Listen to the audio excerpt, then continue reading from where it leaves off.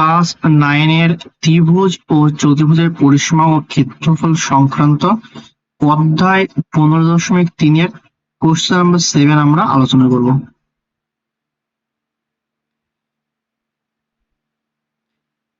একটি রম্বসের পরিসীমা 440 মিটার এবং সমান্তরাল বাহু দ্বয়টির মধ্যে দূরত্ব 22 মিটার হলে রম্বস আকার ক্ষেত্রের ক্ষেত্রফল হিসাব করে লিখি।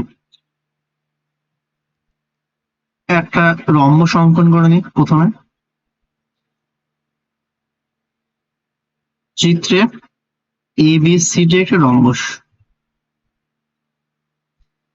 সমান্তরাল বাহু দুটির মধ্যে দূরত্ব 22 মিটার। তো যে কোনো বাহু ধরো এই বিন্দু থেকে BC বাহুর উপর একটা লম্ব অঙ্কন করলাম, এটি ধরো লম্ব। তো এই এডি হচ্ছে দূরত্ব, এর মান হচ্ছে 22 মিটার। তো রম্বস আকার ক্ষেত্রে ক্ষেত্রফল কি? বাহু গুণ উচ্চতা, বাহু গুণ উচ্চতা। এটা হচ্ছে আমাদের রম্বসের ক্ষেত্রফলের সূত্র, যদি আমাদের উচ্চতা জানা থাকে।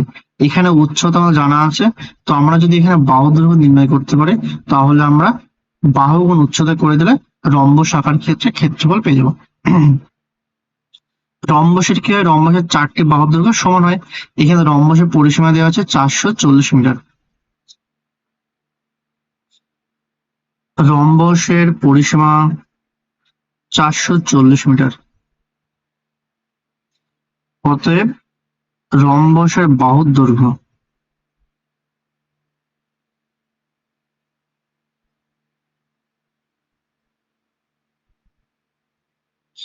সমান 440/4 মিটার সমান হবে 110 মিটার।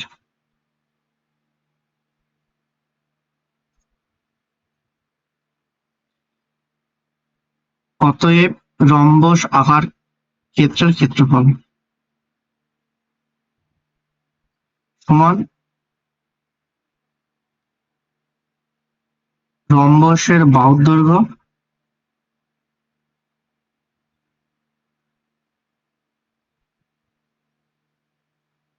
গুণ উচ্চতা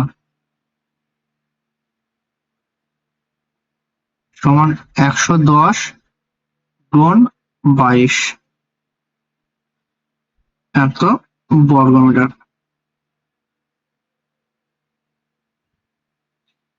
সমান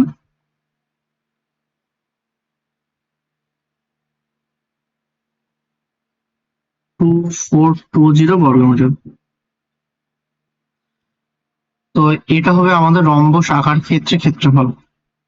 তো এখানে দেখো 110 এর সঙ্গে 22 খুব সহজে গুণ করলাম। এটা কিভাবে করলাম দেখো, 110 গুণ 22। তো 110 মানে কি? 11 গুণ 10 গুণ 22।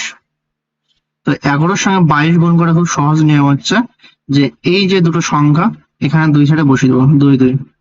আর 2 2 যোগ করলে 4 হয়, তাহলে এখানে 4 বসিয়ে দিলাম। তাহলে 11-র সঙ্গে 22 গুণ করলে পেলাম 242। আর এখানে 10 দিয়ে গুণ করলে একটা শূন্য চলে যাবে। তো এটা হচ্ছে 2420 বর্গমিটার।